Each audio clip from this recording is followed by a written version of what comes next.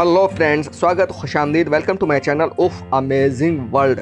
इस देश में माँ अपने जन्मे बच्चे की उंगली काट देती। इस देश में मरने वाले का शोक मनाते हैं, लेकिन अपनी अपनी उंगली काट के इस देश में तलाक देने की भी अलग और अनोखी परंपरा। इस देश में नया साल भी अनोखे अंदाज में मनाते हैं। इस देश में लोग रात को घर से बाहर जाके ही नहाते हैं। इस देश में इतना खुद को बिजी रखते हैं कि काम से परेशान होकर आत्महत्या भी कर लेते हैं। पूरी दुनिया में अगर बच्चे को कोई गोद लेता है तो बच्चे को ही गोद लिया जाता है, लेकिन इस देश में गोद लेने की भी एक अलग परंपरा है। इस देश में लेडीज टॉयलेट में अलग तरह का साउंड लगा होता है। हैरत की बात यह है कि दुनिया भर में लोग मास्क पहनते हैं तो किसी मजबूरी से या वायरस से या कोरोना वायरस, इस तरह के जो भी वायरस होते हैं इस वजह से, लेकिन यहाँ पे मास्क पहनने का भी एक अनोखी और अलग रिवाज है।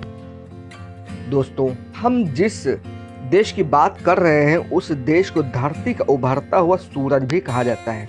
दोस्तों, वीडियो शुरू करने से पहले आपसे छोटी सी रिक्वेस्ट है, अगर वीडियो पसंद आए तो लाइक और सब्सक्राइब भी कर दें। दोस्तों, हम बात कर रहे हैं जापान की, जिसे कहा जाता है धरती का उभरता हुआ सूरज। आज इस देश में बनी कोई भी इलेक्ट्रिक या electronic Airbus, airplane, metro train, 2 पहिया वाहन से लेकर 22 पहिया वाहन बनाने में पहला स्थान रखता है। जी हाँ दोस्तों, आप तो समझ ही गए होंगे, हम जापान की ही बात कर रहे हैं। लेकिन इस देश में कई इलाके ऐसे भी हैं आज भी पुरानी रस्म रिवाज, पुरानी परंपरा को निभाते चले आ रहे हैं। जैसे बच्चे का जब जन्म होता है तो जन्म देने वाली माँ अपने बच्चे की छोटी उंगली काट देती है ताकि उसका बच्चा सबसे अलग दिखे। वो भी माँ अपने दांतों से अपने बच्चे की उंगली काटती है। जापान में एक ऐसा भी कबीला है जहाँ जब कोई मरता है तो घर परिवार वाले रोते चिल्लाते नहीं बल्कि ज़मीन में लौटते हैं, अपने शरीर पे, अपने बदन पे मिट्टी लगाते हैं, एक दूसरे की मिट्टी मलते हैं। मरने वाले को जो सबसे ज़्यादा चाहता होगा तो उसकी याद में, गम में, उसके शोक में अपनी अपनी उंगली काट लेते हैं। इस कटी हुई उंगली को सुखा के कुछ दिन के बाद उसी जगह दफन कर देते हैं जहां वो दफन किया गया है। जापान में शहर के लोग रात को नहाते हैं। जापानी शहर को लोग रात में घर में नहीं बल्कि बाहर नहाते हैं। नहाते कि सब साथ में, क्योंकि ये सब लोग साथ में नहाते हैं क्योंकि ये मानते हैं सुबह नहाने में टाइम वेस्ट होता है, क्योंकि ये 5 से 10 मिनट वाला नहीं नहाते हैं बल्कि 2-3 घंटे तक नहाते हैं। आप झूठ समझें, गलत समझें, हंसी जो भी आप समझें, लेकिन ये सभी जानते हैं कि पूरी दुनिया में जिन लोगों की औलाद नहीं होती है तो वो जो किसी बच्चे को गोद लेते हैं तो दूध पीते बच्चे को या छोटे बच्चे को ही गोद लेते हैं। लेकिन जापान में ऐसा नहीं है। जापान में अगर कोई किसी को गोद लेता है तो वो बच्चा नहीं बल्कि 30 साल का लड़का या लड़की को गोद लेते हैं। गोद लेने वाली परंपरा भी बहुत ही पुरानी जो आज भी चली आ रही है। दोस्तों, जापान में लेडीज टॉयलेट में एक अलग तरह का साउंड लगा होता है। मतलब लेडीज टॉयलेट में एक अलग तरह का साउंड होता है जो पानी की आवाज़ निकालता रहता है।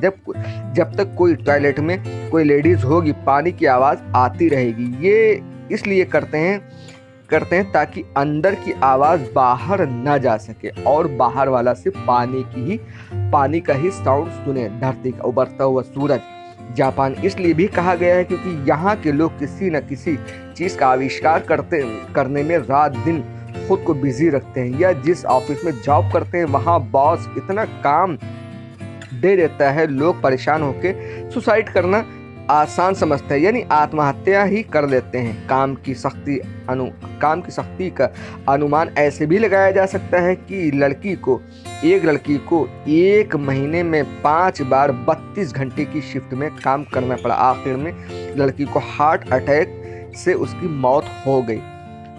दोस्तों, हालांकि जापान की गवर्नमेंट लड़के लड़कियों को घूमने टहलने मिलने का अलग मौका देती है ताकि एक दूसरे को पसंद करें और शादी करें, बच्चे पैदा करें। क्योंकि जापान की गवर्नमेंट का मानना है कि 2010 से जापान की आबादी कम से कम 1 मिलियन के हिसाब से कम हुई है, कई मिलियन के हिसाब से कम हुई है। इसलिए शादी पे लोग ज़्यादा जोर देते हैं ताकि बच्चे और आबादी बढ़े।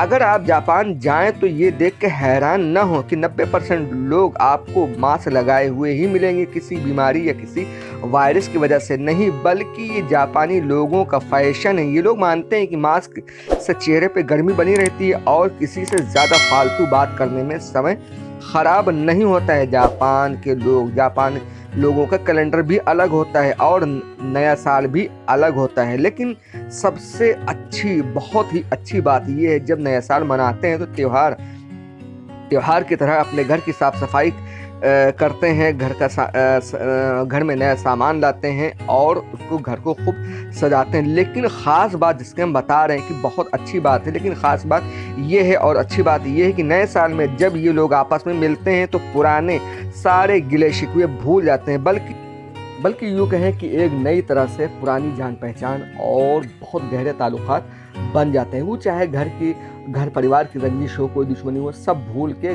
गले मिलते हैं। ये तो बहुत ही अच्छी बात है दोस्तों।